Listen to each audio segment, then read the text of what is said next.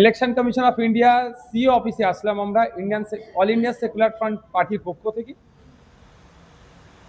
SIR পর্বে logical discrepancy, under adjudication, তারপরে delete, এই নিয়ে অনেক আন্দোলন, মামলা কোর্ট পর্যন্ত গড়িয়েছিল। তারপরে কোর্ট ট্রাইব্যুনালের দিকে ঠেলে দিয়েছিল 27 লক্ষ যে ভোটারের নাম ডিলিট হয়েছে সেগুলো নিষ্পত্তির জন্য। আমরা দেখলাম ভোট হয়ে গেল,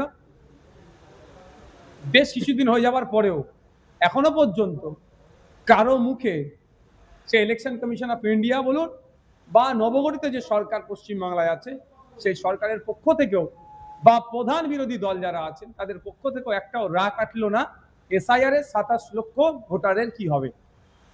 আমরা দায়িত্বশীল বিরোধী, সবসময় গঠনমূলক আলোচনা করতে আমরা পছন্দ করি, তাই আমরা বাড়িতে বসে থাকতে পারি না। তাই আমরা আজকে শিয়ালদা থেকে ধর্মতলা পর্যন্ত একটা মিছিল, তারপরে ডেপুটেশনে আসলাম।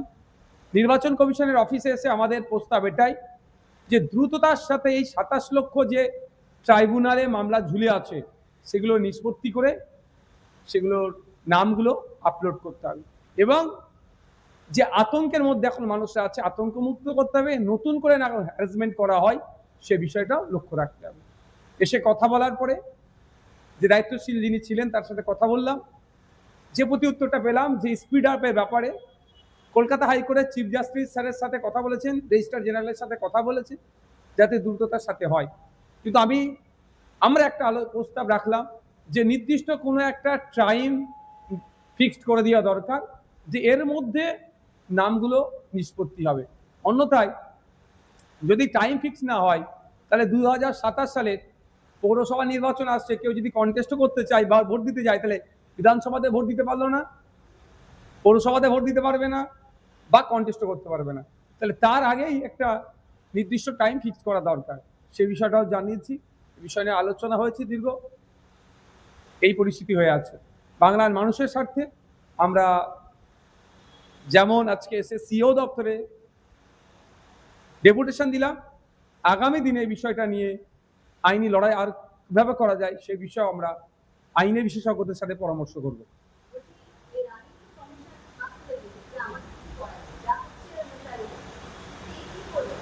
সেই প্রসঙ্গটাই বলছি যে একদম যে পাশ কাটিয়ে চলে যেতে পারে না। নির্বাচন কমিশনের কাজটা হচ্ছে ভোটার সংক্রান্ত। নির্বাচন কমিশনের কাজ নয় কোনো বিল্ডিং তৈরি করা, হসপিটালে ডক্টর দেওয়া, স্কুলের টিচার নিয়োগ করা, এটা কাজ নয়। ভোট আর ভোটার সংক্রান্ত। তো স্বাভাবিকভাবে এদের একটা দায়িত্ব নিতে হবে, যতই সাব ম্যাটার হোক, জুডিশিয়াল ম্যাটার হোক দেখছে, কিন্তু এদের স্পিড আপ করানোর জন্য, কারণ এদের ব্যর্থতাই আমরা মনে করছি লজিক্যাল ডিসক্রিপেন্সিতে আসলো।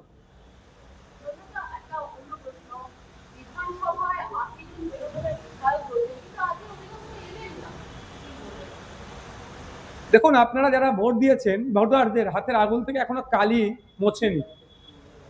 15 দিন হয়নি একটা সরকারের পরিবর্তন হলো, এই দলটা ভেঙে পড়লো। কোনো দল পুলিশ দিয়ে চললেই এই দুরবস্থা হয়।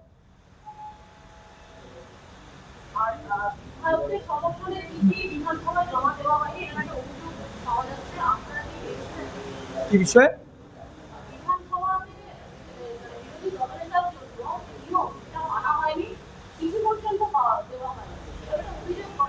দেখুন, আমরা বাম আইএসএফ এর দুজন বিধায়ক আমরা হয়েছি মুর্শিদাবাদ থেকে আর ভাঙড় থেকে। আমাদের এই ধরনের কোনো ফাংশনের মধ্যে মনে আসে না।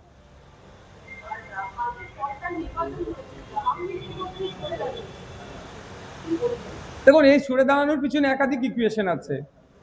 স্বেচ্ছায় তিনি বলছেন সরে দাঁড়াচ্ছি, আমাদের মনে হয় স্বেচ্ছায় হতে পারে, অথবা বিজেপিকে গ্রিন সিগন্যাল দিল যে আমি তোমাদেরই লোক, ঠিক সময় তোমাদেরকে মাঠটা ছেড়ে দিলাম। অর্থাৎ বিগত দিনে বর্তমান যিনি চিফ মিনিস্টার আছেন আমাদের রাজ্যের, তিনি বেশ কয়েকজনকে জেলের ভাত খাওয়াবার বা অনেক কথা বলতেন, তার মধ্যে জাহাঙ্গীর সাহেবের নাম বারবার নিতেন, তাহলে ওটার হাত থেকে বাঁচার জন্য হতে পারে।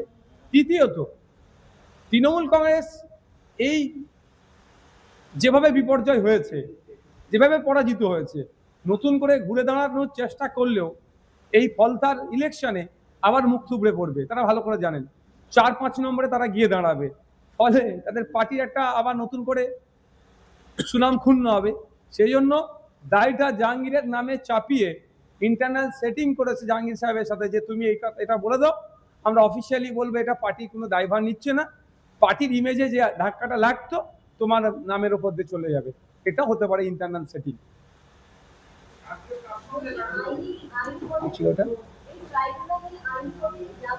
অবশ্যই ট্রাইব্যুনালে স্পিড আপ করানোর জন্য আইনে যারা বিশেষজ্ঞ আছে, আমার তো অলরেডি কলকাতা হাইকোর্ট এবং সুপ্রিম কোর্ট দু জায়গায় আমার মামলা করা আছে, আমাদের যারা আইনজীবী আছে তাদের সাথে কথা বলবো স্পিড আপ করানোর জন্য, অথবা একটা টাইম বেঁধে দেওয়ার জন্য যে এই টাইমের মধ্যে এই 27 লক্ষ ভোটারের কেসকে সমাপ্ত করতে হবে, নিষ্পত্তি করতে হবে। প্রয়োজনে এটা নিয়ে আমরা উচ্চতর আদালতে যাব। হ্যাঁ, আজকে অ্যাডিশনাল সিও স্যারের সাথে দেখা হলো।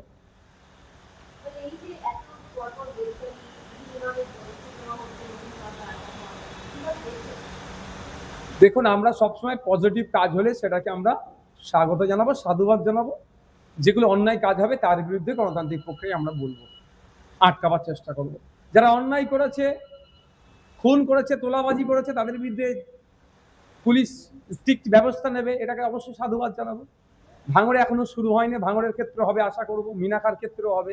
যেভাবে 2021 থেকে 2026-এর রেজাল্টের দিন পর্যন্ত আক্রান্ত হয়েছে আমরা, তাদের বিরুদ্ধে ব্যবস্থা নেবে এটা আশা করব।